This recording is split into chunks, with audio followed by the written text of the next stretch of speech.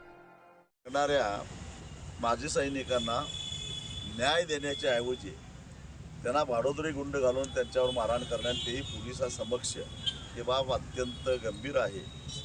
एका बाजूला माजी सैनिकांचा आम्ही सन्मान करतो असं म्हणायचं, सैनिकांचा आम्ही सन्मान करतो असं म्हणायचं, जय जवान जय किसानच्या घोषणा द्यायच्या आणि जे सैनिक सीमेवर तळहातावर शिर घेऊन लढतात आमच्यासाठी आम्हाला सुरक्षित राहण्यासाठी म्हणून त्यांच्यावरच मारहाण करणे हे अत्यंत कृतज्ञपणाचं लक्षण आहे आणि याचं शासन निश्चितच झालं पाहिजे। प्रस्तावित MIDC बद्दल आम्ही 2023 पासून या ठिकाणी आमच्या माजी सैनिकांच्या मागण्या असतील, पूरग्रस्त नागरिकांच्या मागण्यासंदर्भात त्या MIDCला आम्ही विरोध करतोय। पण स्थानिक आमदार राजेंद्र पाटील यड्रावकर हे त्या ठिकाणी मी MIDC करणारच असं त्यांचा अट्टास आहे आणि या संदर्भात आम्ही गेली 2 महिने आंदोलन करतोय। मागच्या वेळी सुद्धा आता काल परवा दिवशी आम्ही त्या ठिकाणी पायी चालत त्यांच्या कार्यालयावर ते विचारण्यासाठी आम्ही चाललो होतो की बाबा जनमत विरोधात असताना तुम्ही काय आमच्यावर MIDC लादताय। तर त्यावेळी आमच्या माजी सैनिकांना असेल मारहाण झाली, त्या ठिकाणी शेतकऱ्यांना मारहाण झाली, राष्ट्रध्वजाचा अवमान झाला, त्या सगळ्या गोष्टीचं तिने आजपर्यंत माफी किंवा प्रायश्चित घेतलेलं नाही की बाबा माझ्याकडून ती उल्लडबाजी झाली असेल किंवा प्रशासनानं सुद्धा त्या ठिकाणी त्यांच्यावर कडक गुन्हे घालायला पाहिजे होते। पण यड्रावकर साहेबांना त्या ठिकाणी आरोपी केलेले नाही, कलम सुद्धा शिथिल घातलेले, अजून त्यांना अटक झालेली नाही त्या आरोपींना सुद्धा।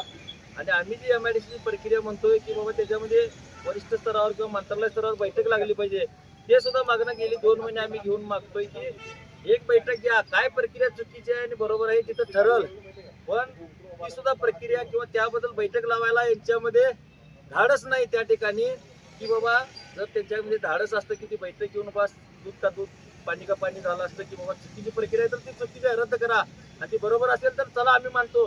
पण एक बैठक लावायचं धाडस गेली 2 महिन्यापासून होत नाही, 3 आंदोलनं झाली। मग एवढं असताना आम्ही आता या ठिकाणी हे आंदोलन गेली 3 दिवस झालं बसलोय, प्रशासनानं कुठलीही दखल घेतली। त्यामुळे आम्ही 15 ऑगस्ट रोजी आमच्या सगळ्या माजी सैनिक असतील, पूरग्रस्त नागरिक असतील, सगळ्या समविचारी संघटना पक्ष यांच्यासह आम्ही इथून तहसील कार्यालयावर जाणार आणि आमच्या गावकरी जे सगळे असतील ते पण तहसील कार्यालयावर येणार।